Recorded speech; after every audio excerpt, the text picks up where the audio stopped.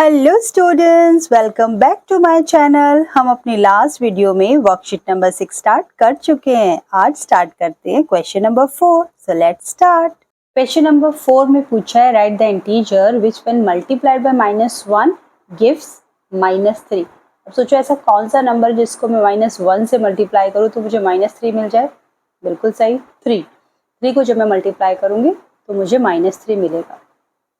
ऐसे B part में मैं चाहती हूँ कि मुझे 19 मिले, तो मुझे -19 को -1 से मल्टीप्लाई करना पड़ेगा, तब 90 मिलेगा। हमें पता है ना, अगर सेम साइन होते हैं तो पॉजिटिव होता है, तो माइनस का साइन ऑलरेडी है तो दूसरा साइन भी माइनस का लेना पड़ेगा। जीरो के केस में सिर्फ आप उसे जीरो से मल्टीप्लाई करो। जब आप जीरो को -1 से मल्टीप्लाई करोगे तो ऑटोमेटिकली जीरो ही आएगा। डी पार्ट में है 74। देखो 74 है और वो पॉजिटिव है, तो वहां पर मेरे पास ऑलरेडी नेगेटिव -1 है ना, तो मैं -74 के साथ मल्टीप्लाई करूंगी ताकि सेम साइन मिलके बना दे पॉजिटिव। ई पार्ट ऑलरेडी नेगेटिव आंसर चाहता है और नेगेटिव तो -1 में है, तो सिर्फ इसे 69 से मल्टीप्लाई कर दो, और एफ पार्ट में सिर्फ 100 से, क्योंकि माइनस तो ऑलरेडी -1 के साथ है। बढ़ते हैं क्वेश्चन नंबर 5 की तरफ। कंपेयर वाले क्वेश्चन में ना हमेशा RHS, LHS और बीच में लाइन डालकर ही सॉल्व करना चाहिए। RHS stands for right hand side and LHS stands for left hand side. तो हमारे पास RHS का क्वेश्चन है 7 + 6 with in the bracket multiply by 10। अब बॉड मास का रूल लगाएंगे तो हमें पहले ब्रैकेट सॉल्व करना है। 7 + 6 होता है 13 और मल्टीप्लाई करेंगे इसे 10 के साथ, तो हमें मिलेगा 130। और यहाँ पर है 7 + 6 मल्टीप्लाई बाय 10। अब इसमें बॉड मास का रूल लगाने के लिए पहले मुझे मल्टीप्लाई करना पड़ेगा, तो ये बनेगा 7 + 60। 60 में 7 प्लस करेंगे तो आएगा 67। अब आपने डिसाइड करना है कि 130 बड़ा है या 67 बड़ा है। डेफिनेटली 130 बड़ा है। आप यहाँ पर LHS is greater than RHS भी मेंशन कर सकते हो। 130 ग्रेटर देन 67, तो ये तो हमारा सॉल्यूशन में आया, लेकिन इस क्वेश्चन में कौन सा बड़ा है? डेफिनेटली ये साइड बड़ी है। तो कुछ बच्चे ना यहाँ पर लगा देते हैं बड़ा या छोटा, यहाँ नहीं लगाना, नीचे दोबारा से कॉपी डाउन करो और फिर लिखो। तो यहाँ पर आपका ग्रेटर देन आपको मिल चुका है। बढ़ते हैं इसके बी पार्ट की तरफ। बी पार्ट में भी सबसे पहले 11 - 9 × 8 LHS में लिख देंगे, और RHS में 11 - 9 मल्टीप्लाई बाय 8। अब यहाँ पर LHS में सबसे पहले ब्रैकेट सॉल्व करना पड़ेगा बॉड मास के रूल के अकॉर्डिंग। 11 में से 9 जाएगा तो हमें मिलेगा 2 मल्टीप्लाई विद 8, 2 8 = 16। यहाँ पर लेते हैं, क्योंकि यहाँ पे ब्रैकेट नहीं लगा हुआ तो पहले आप मल्टीप्लाई करेंगे। 11 - 9 8 होता है 72, 11 - 72। अब 11 और 72 को जब आप माइनस करेंगे तो आपको पता है एक नंबर जो है पॉजिटिव है, एक नेगेटिव है, तो डिफरेंट साइन होते हैं तो माइनस करना पड़ता है। 72 में से 11 को रफ में माइनस करूंगी। यहाँ कोई बच्चा नहीं लिखेगा 72 - 11, ये सारा काम आपने रफ में करना है। 2 में से 1 गया 1, 7 में से 1 गया 6, तो आएगा आपका आंसर -61। क्यों? क्योंकि नेगेटिव नंबर मैंने लिया 72 से। 72 बड़ा इंटीजर है ना, तो यहाँ पे उसी का साइन लगेगा according to our integers rule. तो हमारे पास दो नंबर आए, एक आया 16 और एक आया -61। इन दोनों में से कौन सा बड़ा है? डेफिनेटली पॉजिटिव नंबर बड़ा होता है, ये तो नेगेटिव है तो छोटा होगा। अब इसी चीज को यहाँ लिखेंगे that LHS is greater than RHS, और 11 - 9 multiply by 8 is greater than 11 - 9 × 8। Question number 6 शुरू करने से पहले इस इंपॉर्टेंट नोट पर ध्यान देना।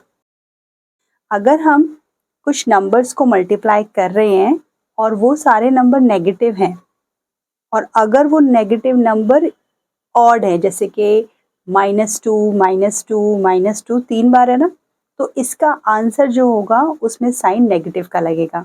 लेकिन अगर वो इवन है, जैसे मैंने बोला -2 × -2, तो ये सिर्फ 2 बार है ना, तो इसका साइन पॉजिटिव लगेगा। 2 या 3 तो हम कर भी लेते हैं, लेकिन अगर नंबर ज़्यादा है, 7 टाइम्स है या 9 टाइम्स है या 23 टाइम्स है, तो आप इस रूल के अकॉर्डिंग अपना आंसर इजीली निकाल सकते हैं। और हाँ, अगर नंबर नेगेटिव की जगह पॉजिटिव है तो कोई फर्क नहीं पड़ेगा। पॉजिटिव तो हमेशा पॉजिटिव रहेगा, चाहे वो ऑड में है चाहे वो इवन में है। बस नेगेटिव का ध्यान रखना। शुरू करते हैं question number 6। What will be the sign of the product of the following? A part पे बोला है 7 तो नेगेटिव है और 3 पॉजिटिव इंटीजर है और इनका प्रोडक्ट निकालना है। 7 एक ऑड नंबर है तो जब मल्टीप्लाई करेंगे तो नेगेटिव आंसर मिलेगा और 3 पॉजिटिव है तो उसका तो आंसर पॉजिटिव ही आएगा। और जब आप नेगेटिव और पॉजिटिव नंबर को मल्टीप्लाई करते हैं तो डिफरेंट साइन माइनस आंसर देते हैं, तो हम वहां पर लिखेंगे नेगेटिव। बी पार्ट में 26 तो इवन है तो पॉजिटिव देगा और 10 पॉजिटिव तो वो तो ऑलरेडी पॉजिटिव है, और जब 2 पॉजिटिव साइन है, 2 सेम साइन है तो वो भी पॉजिटिव देगा, तो आंसर आएगा पॉजिटिव। इसी रूल को यूज करेंगे। 11 है, ऑड है तो नेगेटिव, 11 पॉजिटिव तो पॉजिटिव ही रहेगा, तो एक नेगेटिव और एक पॉजिटिव है, डिफरेंट साइन है तो यहाँ आएगा नेगेटिव। डी पार्ट में देखेंगे -4, -5, -6, इसके बाद क्या आएगा -7, -8, -9, -10, -11, -12 और -13। हमें बताना है कि आंसर जो आएगा उसका साइन पॉजिटिव हो गया नेगेटिव, तो बस काउंट कर लेते हैं कितने नंबर है। तो ये टोटल है मेरे पास 10 जो कि इवन नंबर है और हमें मिलेगा पॉजिटिव साइन। सेम इसी तरह से नेक्स्ट पार्ट देखते हैं। पर भी इंटीजर्स काउंट कर लेते हैं। -12, -13, -14, -15, -16, -17, -18, -19, -20, -21 और -22। तो ये टोटल हुए हमारे 11, और 11 क्योंकि एक ऑड नंबर है तो यहाँ पर आएगा नेगेटिव। क्वेश्चन नंबर 7 में हमें बताना है कि स्टेटमेंट ट्रू है या फॉल्स है। फर्स्ट स्टेटमेंट है the product of two integer is always an integer. बिल्कुल सही है। अगर मैं किन्हीं दो इंटीजर्स का प्रोडक्ट निकालूंगी ना तो मुझे आंसर भी इंटीजर ही मिलेगा, फ्रैक्शन नहीं मिल सकता, डेसिमल नहीं मिल सकता, इंटीजर ही मिलेगा, तो यहाँ आएगा ट्रू। बी पार्ट में है the product of two integer with opposite sign is positive, तो ये तो गलत है। अगर ऑपोजिट साइन है, साइन डिफरेंट है तो नेगेटिव होता है रूल के अकॉर्डिंग, पॉजिटिव नहीं होता, तो यहाँ लिखेंगे फॉल्स।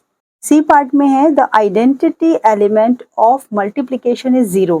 आप किसी भी नंबर को 0 से मल्टीप्लाई करोगे तो क्या आपको वही नंबर वापस मिलेगा? नहीं, आइडेंटिटी नंबर नहीं मिलेगा, तो ये गलत है, यहाँ पर आएगा फॉल्स। डी पार्ट में है कि अगर आप दो इंटीजर्स का प्रोडक्ट निकालते हैं और पहला इंटीजर नेगेटिव है तो आपका आंसर जो होगा ना उसका भी साइन नेगेटिव होगा। तो ऐसा ज़रूरी नहीं है, अगर पहला नंबर नेगेटिव है और दूसरा नंबर पॉजिटिव है तभी ऐसा हो सकता है कि वो आंसर जो है नेगेटिव आए, लेकिन अगर दूसरा नंबर भी नेगेटिव हुआ तो आंसर पॉजिटिव बन जाएगा, और अगर 0 हुआ तो न्यूट्रल हो जाएगा, तो यहाँ पर लिखेंगे false. Like, share, comment and subscribe my channel.